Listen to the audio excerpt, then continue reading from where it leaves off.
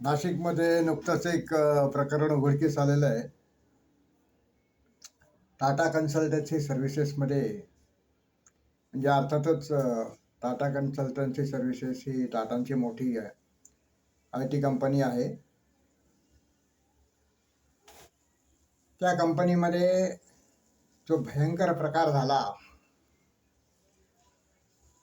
तो पाहून अक्षरशः बेशुद्ध पडायची पाळी काही लोकांना येईल. म्हणजे माहिती तंत्रज्ञानाच्या आधारे आधुनिक विज्ञानाचा अत्युच्च प्रयोग करणारी TCS ही कंपनी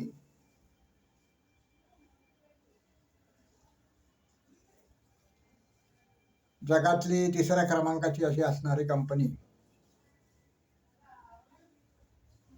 नाशिकमध्ये कार्यरत होती. अर्थातच त्यांनी एका वेंडरला ती चालवायला दिलेलं होतं. वेंडर म्हणजे फ्रँचायझी सारखं त्यांचं नाव वापरून ते करत असतो आणि त्याला महिन्याला त्याच्यापासून काही उत्पन्न मिळत असतं.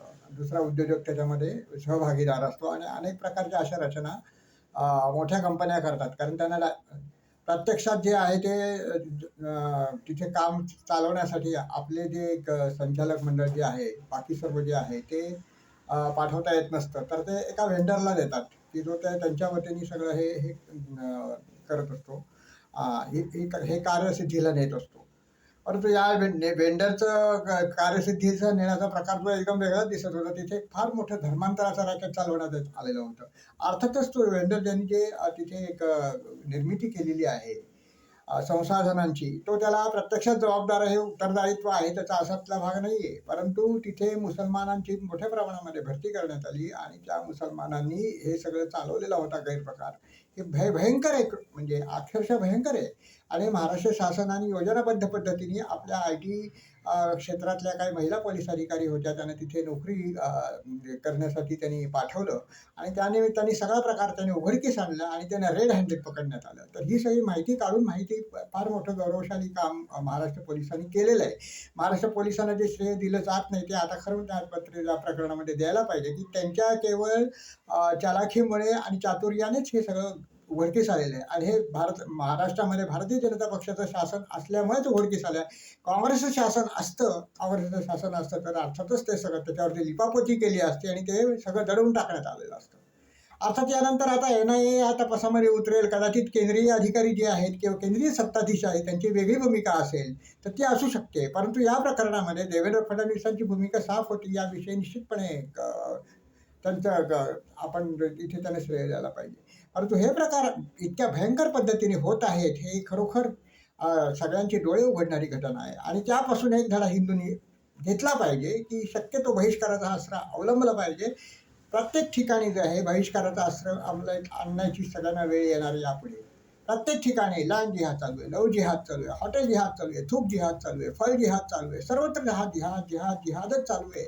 या जिहादला तोंड देण्यासाठी बहिष्कार करणं हे एकमेव अस्त्र हिंदूंच्याकडे आहे. आणि हिंदूंनी जर बहिष्काराचं अस्त्र वापरलं नाही तर या देशातलं हिंदूंचा पूर्णपणे नाश होईल. कसं योजनाबद्ध पद्धतीने ते धर्मांतर करण्याची भूमिका तिथे मांडत होते. त्यामध्ये सहभागी स्त्रिया पण होत्या, मुस्लिम स्त्रिया.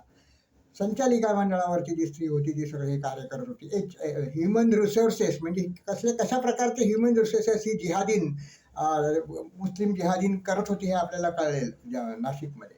ह्युमन रिसोर्सेस म्हणजे जिहादची काय परंपरा असते किंवा इस्लामची परंपरा, ह्युमन रिसोर्सेस म्हणजे काय असते ही तुम्हाला त्याचवरून लक्षात येण्याची शक्यता. आता तरी हिंदूंनी डोळे उघडले पाहिजेत आणि यांच्यावरती पूर्ण बहिष्कार टाकला पाहिजे. जिथे जिथे जमेल तिथे तिथे बहिष्कार टाकला जायला पाहिजे. आर्थिक बहिष्कार जर तुम्ही टाकलात तर त्याच्यामधून निश्चितपणे एक फार मोठं कार्य केल्यासारखं होईल. आता तुम्हाला डोळे उघडून जागा व्हावंच लागणार आहे. भयंकर परिस्थिती आलेली आहे, तुमच्या गळ्याशी आलेली आहे आणि तुम्हाला वाचवायला सरकार येणार नाही आहे, अजिबातच येणार नाही आहे. उलट त्यामध्ये अडकलेल्या सोडवण्याचा प्रयत्न कदाचित सेटलमेंट गुरुच्या माध्यमातून केला जाईल. तर सेटलमेंट गुरुनी तसा प्रयत्न केलाच तर देवेंद्रजींनी तो प्रयत्न उधळून लावावा. त्यांचा काही वरच्या सेटलमेंट साबरमतीच्या सेटलमेंट गुरूंचं याविषयी काही ऐकू नये आणि ही सेटलमेंट न करता हा प्रश्न तरीच न्यावा आणि जे जे दोषी आहेत त्यांना निश्चितपणे मोठ्यातली मोठी शिक्षा द्यावी, कठोरात कठोर शिक्षा द्यावी, कदाचित फाशी देण्यात यावी. अशीच सर्व राष्ट्रभक्तांची या ठिकाणी मागणी असणार. परंतु हा झालेला प्रकार किती भयंकर आहे.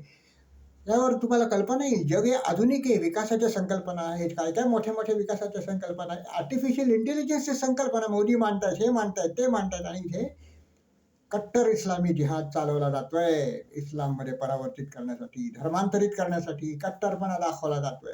त्या बुरख्यामध्ये स्त्रीला गुंतवलं जातंय आणि किती भयंकर प्रकारे या ठिकाणी केलं जातोय. आणि तो करण्यासाठी त्यांना अनुकूल वातावरण आपले हिंदू समाजातले लोकच देत आहेत. याची सगळ्यात मोठी दुर्दैवाची गोष्ट आहे. तर याविरुद्ध जनतेने आता आवाज उठवला पाहिजे. शासनाची भूमिका काही का असेना, आपण आपला आवाज उठवला पाहिजे. आपण आपलं निर्धारपूर्वक एकच शस्त्र अवलंबलं पाहिजे, फक्त बहिष्कार टाका. बाकी काही करू नका तुम्ही. सुरुवात आहे ही. एक लहान लहान टप्पे आपण या लढाईमध्ये सुरू करायचे. सुरुवातीचं कार्य म्हणजे बहिष्कार टाकणं. सर्व ठिकाणी त्यांचा बहिष्कार टाका. बघा त्यांना कसं ते तुम्ही हे करू शकता ते. काही काही लोक म्हणतात तसं होणार नाही, तसं होणार. आणि प्रयत्न तर करा तुम्ही. प्रयत्न तर करा तुम्ही.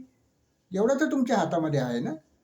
तर एवढंही तुमच्या हातामध्ये. एवढं जर तुम्ही करू शकत नसाल तर काय अर्थ आहे तुमच्या जगण्याला? तुम्ही हिंदू म्हणून सांगायला नालायक का, तसं समजू शकतो आपण. तुमच्या नाकावरती टिचून इथे जिहाद चालवला जातोय. धर्मांतराचं रॅकेट जे आहे ते TCS मध्ये चालवलं जात आहे. हे यासारखी शर्मेची गोष्ट हिंदू समाजाला नसावी. TCS मध्ये हे चालवलं जातं.